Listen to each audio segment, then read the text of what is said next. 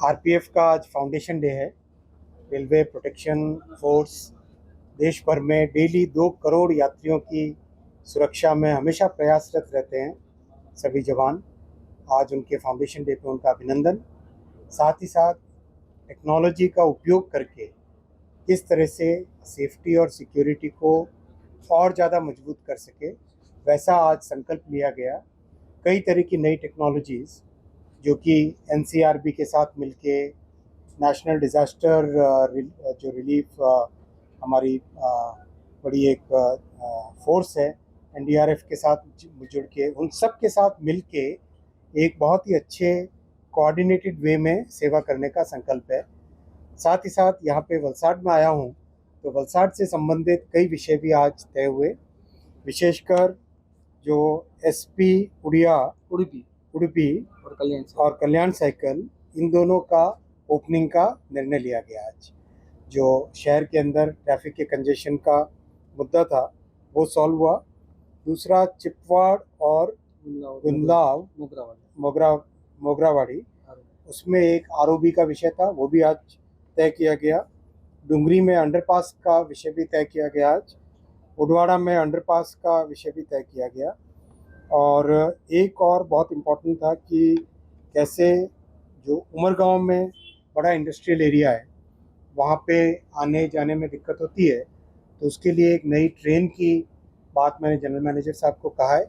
एक नई मेमू जो कि उधना से विरार तक पैसेंजर्स को आने जाने के लिए अच्छी व्यवस्था कर सके, उसका स्टडी, उसका फिजिबिलिटी स्टडी करने के लिए जीएम साहब को बोला है।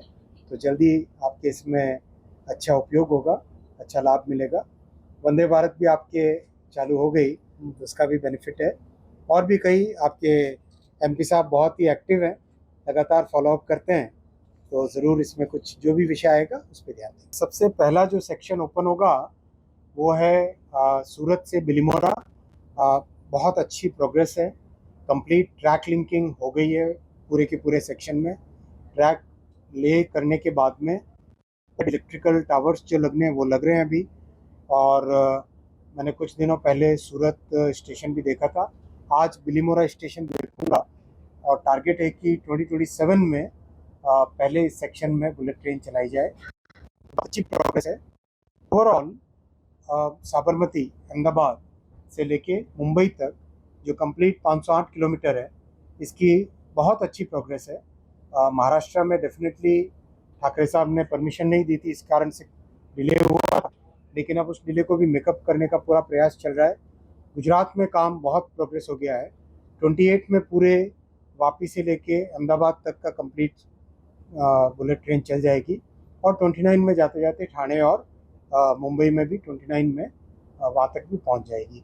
जो समुद्र के नीचे टनल बनाने का काम है, जो कि बहुत डिफिकल्ट काम है, बहुत कॉम्प्लेक्स काम है, वो काम भी बहुत अच्छा चल रहा है। उसमें 5 किलोमीटर की टनल ऑलरेडी ओपन हो गई है और बाकी का काम भी तेज़ी से चल रहा है।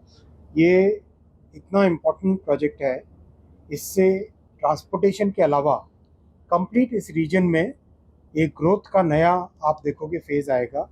क्योंकि जो आज अगर ट्रैवल करो आप कार से, तो मुंबई से अहमदाबाद करीब 7-8 घंटे लगते हैं, उसकी जगह आप 2 घंटे 7 मिनट में पहुंच जाओगे मुंबई से अहमदाबाद, वो भी स्टॉपेजेस के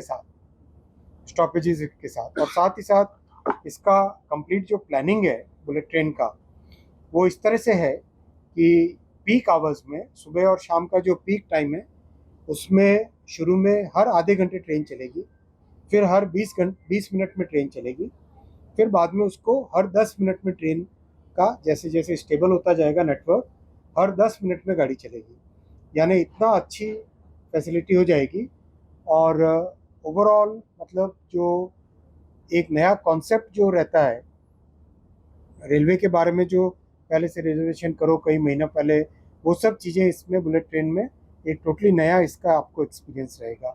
और बड़े बड़े शहर आते हैं, मुंबई से अगर चालू करो तो मुंबई के बाद में ठाणे है, फिर वापी आता है, वलसाड है, फिर आगे जाते हैं तो सूरत बड़ा आता है, फिर बड़ौदा आता है, आनंद आता है, फिर अहमदाबाद है। सारे बड़े शहर हैं, इन बड़े शहरों की इकोनॉमी सिंगल इकोनॉमी हो जाएगी। मतलब आप सुबह सूरत से वलसाड से आप बैठो, वापी से बैठो, और अपना काम कंप्लीट करो और वापस घर आ सको, इस तरह की व्यवस्था।